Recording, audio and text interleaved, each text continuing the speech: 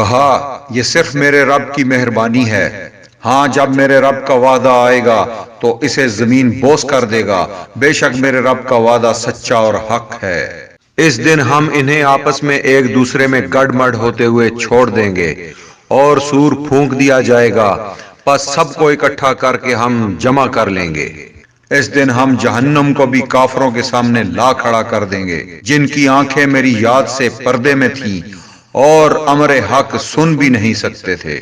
کیا کافر یہ خیال کیے بیٹھے ہیں کہ میرے سوا وہ میرے بندوں کو اپنا حمایتی بنا لیں گے؟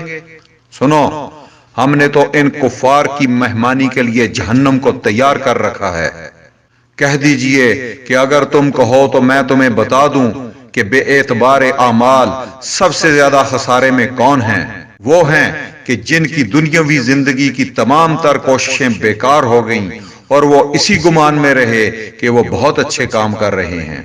یہی وہ لوگ ہیں جنہوں نے اپنے پروردگار کی آیتوں اور اس کی ملاقات سے کفر کیا، اس لیے ان کے اعمال غارت ہو گئے، پس قیامت کے دن ہم ان کا کوئی وزن قائم نہ کریں گے۔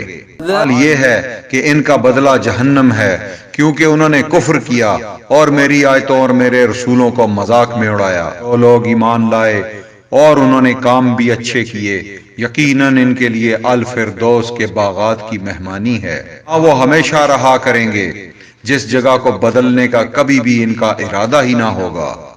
کہہ دیجئے کہ اگر میرے پروردگار کی باتوں کے لکھنے کے لیے سمندر سیاہی بن جائے تو وہ بھی میرے رب کی باتوں کے ختم ہونے سے پہلے ہی ختم ہو جائے گا، گو ہم اس جیسا اور بھی اس کی مدد میں لے آئیں۔ آپ کہہ دیجئے کہ میں تو تم جیسا ہی ایک انسان ہوں، ہاں میری جانب وحی کی جاتی ہے کہ سب کا معبود صرف ایک ہی معبود ہے، تو جسے بھی اپنے پروردگار سے ملنے کی آرزو ہو اسے چاہیے کہ نیک اعمال کرے اور اپنے پروردگار کی عبادت میں کسی کو بھی شریک نہ کرے۔